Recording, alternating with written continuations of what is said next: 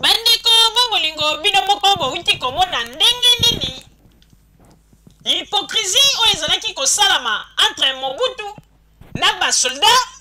Mobutu aza kosala neti ete nabimisaki 11 milliards makambo ndenge na ndenge ke mbongo bozwaka te, azali koignore bamakambo mosusu neti ayebi te, mais ayebi malamu ete bakonzi ya likolo babandaki kolia bambongo ya basoldat pe jamais asala atikalaka kosala koconvoke bakonzi wana bangwanda banani mpona kosangisa bango koconfronte bango na basoldat wana mpo ete bameka kose justifie baavantage nyonso apesanga ekendeke wapi. Mais lokola ezalaki na yango likambo ya circuit, bomoni ndenge bino moko basoldat oyo bino bolobaka ete na ntango ya ex Zaïre basoldat kutu bazalaka bien, bomoni ndenge bazali kolela, bomoni ndenge basante na bango ezalaki, bomoni ndenge bazalaki bamikwape, bomoni ndenge baloketu na bango efietukaki na ntango ya deuxième république.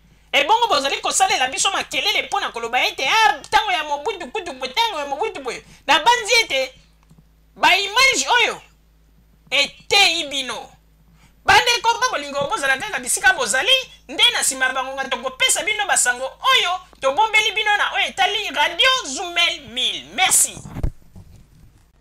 Bandeko babolingo na bandi bouti kolanda émission na biso oyo tosilaki kolikisa yango po ete boyeba basango nini oyo bino bokonde kozela na bandi ete moto na moto asili kotire leson na ye na oyo esili kolobama na esika oyo yango ete tosengi na bino ete boboto ezala na bino na bafamille esika bozwani na bandi ete mbala ya nsima biso bato ya Zumel 1000 tokozanga te mpona kopesa bino lisusu basango oyo esengeli mpona bino tosiki wana mpona lelo. Merci mingi.